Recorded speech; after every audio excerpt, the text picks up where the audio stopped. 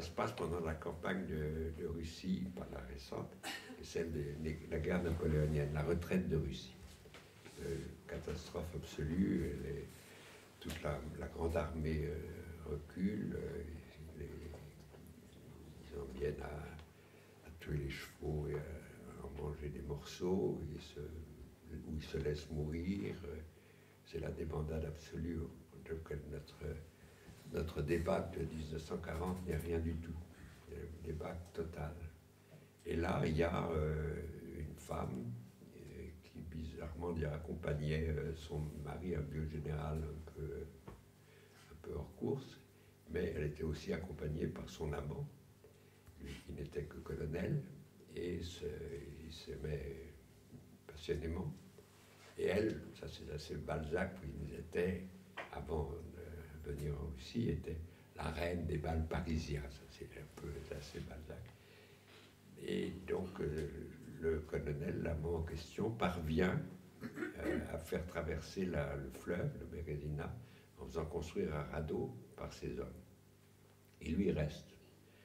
Il sera déporté, fait prisonnier et déporté en Sibérie. Donc il l'a sauvé, ou il croit l'avoir sauvé. Et pas du tout, après avoir traversé, le chapitre s'appelle De l'autre côté. En fait, de l'autre côté, on apprend qu'elle est aérée en Allemagne, elle est devenue folle, elle est internée, etc. Bon, les années passent.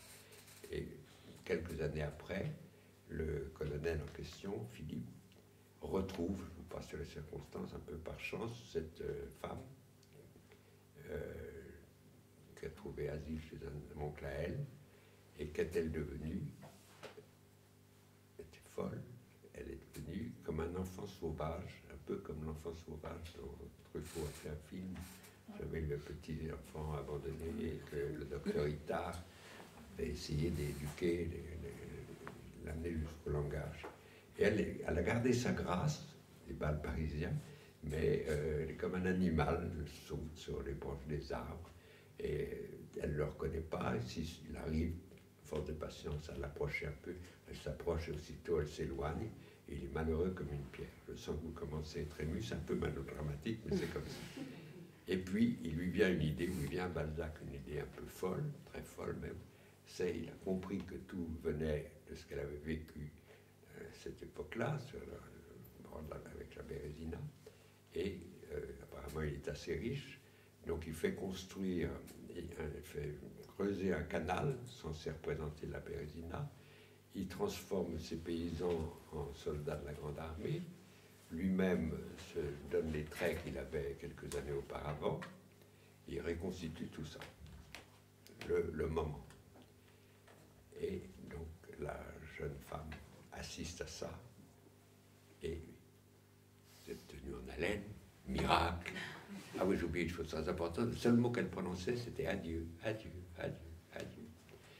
Et là, donc le procédé, ça marche. Elle le reconnaît, se jette dans ses bras, l'appelle par son nom, et lui aussi. Alors on croit que c'est le happy end, mais pas du tout. Et à ce moment-là, elle meurt. En disant adieu. Bon, c'est mélodie comme ça, c'est superbe, ne riez pas. Et alors ce qui m'a intéressé, c'est que c'est le premier Freud.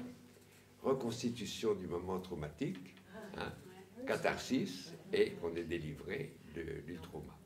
Et Balzac, donc, pas mal de temps avant, avait imaginé ce procédé, le cathartique, et, sauf qu'en principe, avec Freud, les malades qui avaient recours ne mouraient pas en disant « Non, mais il disait adieu, docteur ».